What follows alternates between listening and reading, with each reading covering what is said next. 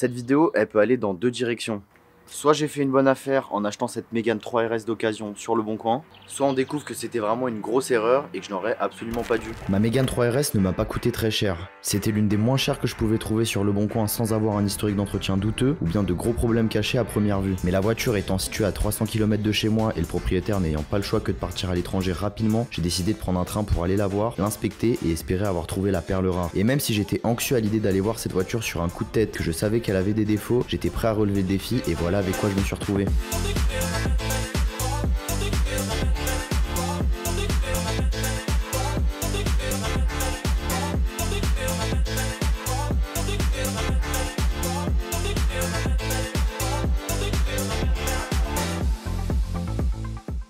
Mais vu dans l'état où elle est actuellement, va falloir vraiment se retrousser les manches et mettre un peu d'huile de coude pour vraiment la laver proprement à l'intérieur et à l'extérieur pour qu'on puisse vraiment voir tous les défauts, parce que là, vu dans l'état où elle est, c'est juste pas possible de se rendre compte de comment est la carrosserie ou bien même l'intérieur. J'espère qu'on va pas trouver de surprise parce que sinon ça serait vraiment problématique.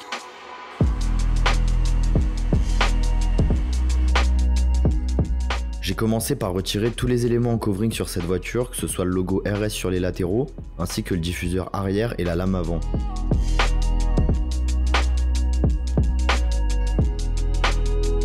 J'ai pris un risque pour le coup et vous devez faire très attention lorsque vous achetez une voiture avec un covering, car cela peut cacher des éléments qui ne sont pas peints ou endommagés en dessous.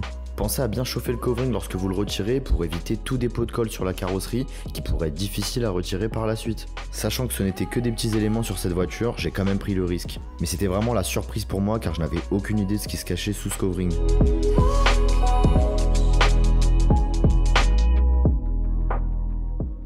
Après avoir retiré le covering, c'est maintenant le moment de passer à la deuxième étape pour se rendre compte réellement de l'état général de la voiture, le nettoyage. C'est maintenant que tout va se jouer, car quand je l'ai achetée, elle était tellement sale que tous les défauts de carrosserie étaient cachés par la saleté. J'ai commencé ce qui, sans le savoir, allait être un detailing complet intérieur qui allait durer environ 7 heures et un lavage extérieur classique pour pouvoir enfin constater l'état de la peinture. Et s'il s'avère être mauvais, cela pourrait me coûter très cher car refaire des éléments de carrosserie n'est pas donné.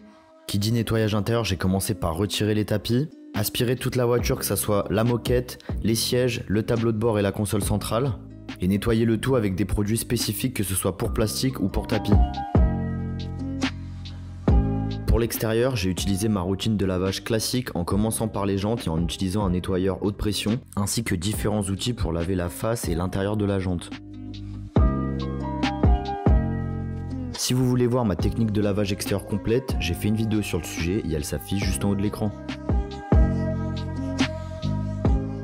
Et après autant d'heures de travail, cela a enfin payé, le résultat de la voiture est incroyable. Franchement, je la reconnais même plus, ça change vraiment tout. Le fait d'avoir nettoyé l'intérieur, d'avoir nettoyé l'extérieur, j'ai l'impression de redécouvrir la voiture et je commence vraiment à l'apprécier pour ce qu'elle est vraiment. Mais bon, le fait que la voiture maintenant soit hyper propre n'a pas que des avantages. J'ai aussi découvert plein de petites choses que je n'avais pas vues au moment où je l'ai acheté, parce qu'il y a vraiment des choses auxquelles je ne m'attendais pas et j'aurais préféré que ça soit pas présent sur la voiture. Mais bon, maintenant il faut faire avec. Donc on va maintenant faire le tour de la voiture pour que je puisse vous montrer tous les défauts qui sont apparus, certains auxquels je ne m'attendais pas du tout. Mais vous verrez, je vais vous présenter ça tout de suite.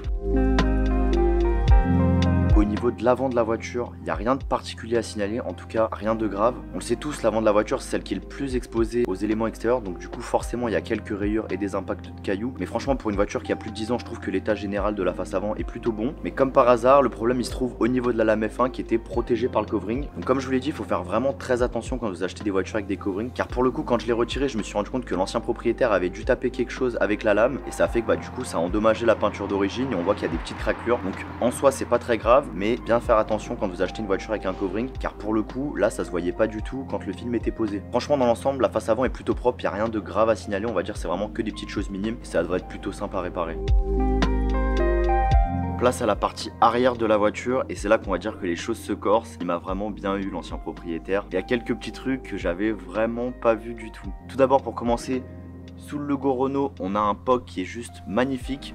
Et il a été malin parce qu'en fait il a recouvert le POC avec le petit logo Renault Sport. Donc là je l'ai pas pour vous le montrer. En fait même moi j'avais trouvé ça bizarre parce que de base sous le logo Renault il y a marqué Mégane. Bon, il n'y a pas que des points négatifs. J'ai réussi à enlever le covering au niveau du diffuseur et là pour le coup il est vraiment nickel. On a du coup la teinte d'origine gris métallisé qui est plutôt sympa et je trouve que c'est quand même beaucoup plus joli que le bleu qu'il avait mis. Mais malheureusement un truc que voilà, comme je vous l'ai dit, faire attention quand la voiture est sale, c'est la perte de vernis au niveau du pare-choc. Et là du coup en fait ça fait qu'on a un petit peu de vernis qui est en train de partir sortir aussi, donc je sais pas si je vais pouvoir le rattraper moi-même. Je pense qu'encore une fois ça doit être un carrossier professionnel qui doit faire ça, parce que sinon le résultat sera pas aussi propre. Du coup sur la partie arrière de la voiture on a quand même deux éléments à repeindre, donc la malle arrière et le pare-choc si je veux vraiment que tout soit nickel. Donc on va dire qu'au niveau de l'arrière, bah là pour le coup il y a quand même un petit peu plus de boulot qu'au niveau de l'avant. Place maintenant au latéral droit de la voiture et décidément les problèmes ne font qu'apparaître. Première chose qui va pas sur les côtés de la voiture, on va dire, c'est les jantes. Et c'est un problème que beaucoup de gens ont en biton, on va dire, c'est quand le vernis en fait il commence à s'effriter. Je pense que c'est à force d'utiliser des produits trop agressifs, trop régulièrement, on voit que le vernis commence vraiment à sortir de la jante et c'est pas dû au fait d'avoir frotté des trottoirs. Et si je vais au niveau de la jante arrière, c'est à peu près la même chose, mais là c'est surtout au niveau du logo Renault. Dès qu'on recule un petit peu, franchement dans l'ensemble, ça va, elles sont plutôt propres. Moi ce qui m'intéresse c'est qu'elles soient pas frottées du coup par des trottoirs. Là ça aurait été un petit peu plus embêtant. Mais là je me dis voilà, c'est juste le vernis qui saute un petit peu, il y a pire. Deuxième chose, et encore une fois je vous dis de faire super attention au covering, c'est le montant de porte qui est défoncé. Vous voyez, il y a des pocs partout, il y en a un là.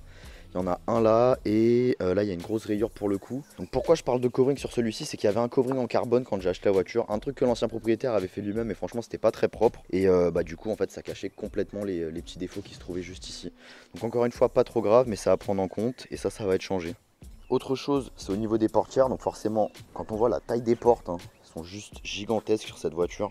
Et là du coup bah, il manque un peu de vernis, donc ça pourrait être pire, ça va être un petit coup de stylo correcteur et ça partira. Et maintenant ce qui m'embête le plus sur le latéral de cette voiture et qui a l'air d'être un problème régulier, c'est le vernis qui s'enlève au niveau de la portière. Et là pour le coup c'est pire qu'à l'arrière. La question se pose encore une fois de est-ce que je repeins la portière, est-ce que je vais voir un carrossier pour voir si c'est réparable. On verra bien. Un seul truc qui m'embête c'est que là quand je l'ai lavé du coup bah il y a un petit bout de vernis encore qui a sauté, donc la preuve que c'est vraiment fragile au niveau de la portière par rapport au pare-choc arrière. Les latéraux aussi sont plutôt en bon état, à part comme je l'ai dit juste avant, bah, les micro-rayures et le fait que la peinture soit un petit peu endommagée, mais sinon il n'y a pas vraiment de gros trucs à prévoir on va dire.